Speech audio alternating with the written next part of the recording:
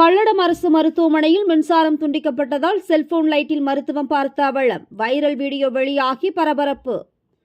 திருப்பூர் மாவட்டம் பல்லடம் அரசு தாலுகா மருத்துவமனையில் நாள்தோறும் 100க்கும் மேற்பட்ட வெளி மற்றும் உள்நோயாளிகள் வந்து செல்வது வழக்கம்.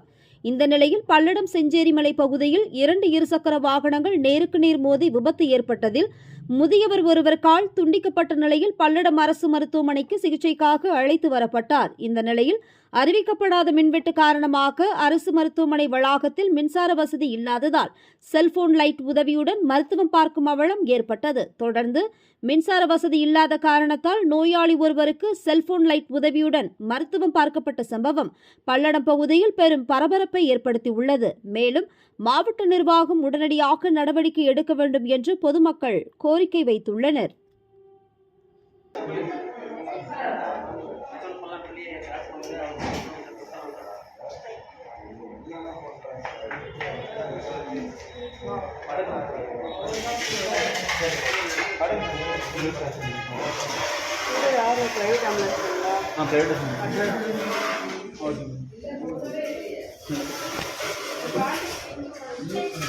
அந்த ஆம்புலன்ஸ் வெளியே போடுப்பா.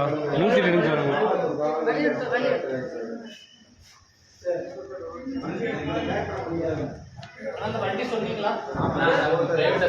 நான் சொல்லிடுறேன்.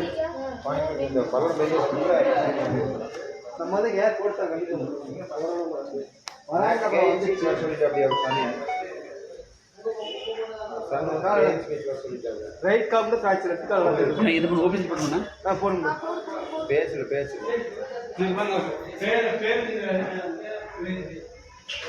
அட்டை வச்சு கட்ட முடியும், கட்ட முடியாது.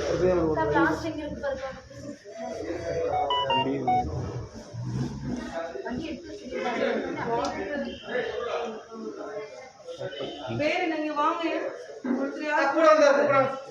அண்ணா அட்டெண்டர்னா